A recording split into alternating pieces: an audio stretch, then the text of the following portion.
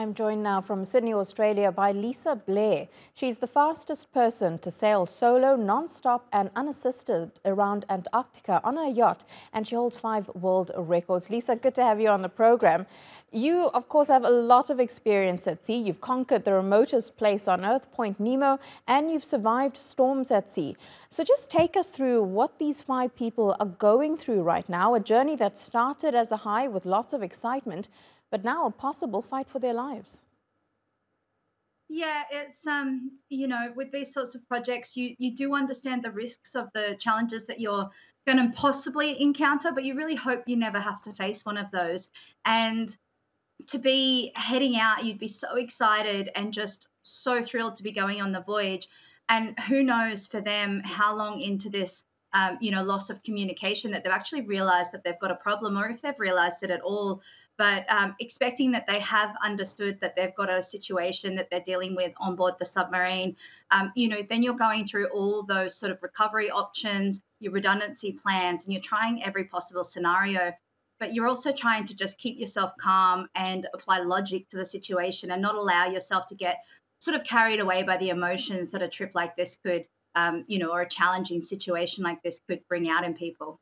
Lisa, how do you then actually keep your composure in this situation if you know now that you're in trouble, that you haven't made contact with anyone who's monitoring the trip, and that you may possibly be running out of oxygen? It must be really hard to try to stay calm.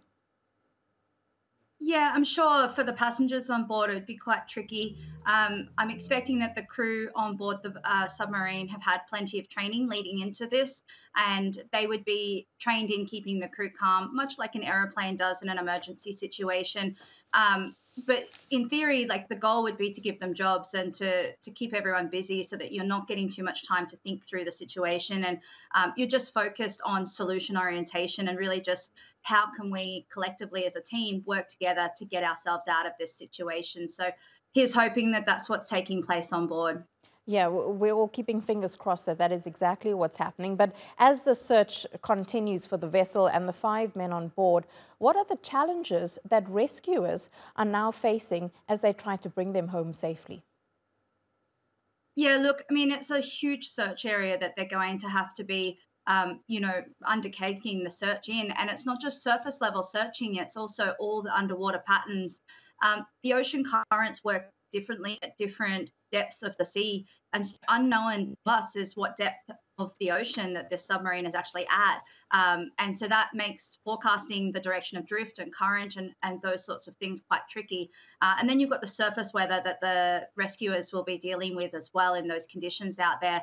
And, so all we can say is that they're doing the absolute best that they can. And you know that these are some of the best people in the world to be tackling a situation like this. They're just doing it in really incredibly challenging conditions with a really, a really hard sort of record to be able to undertake out there.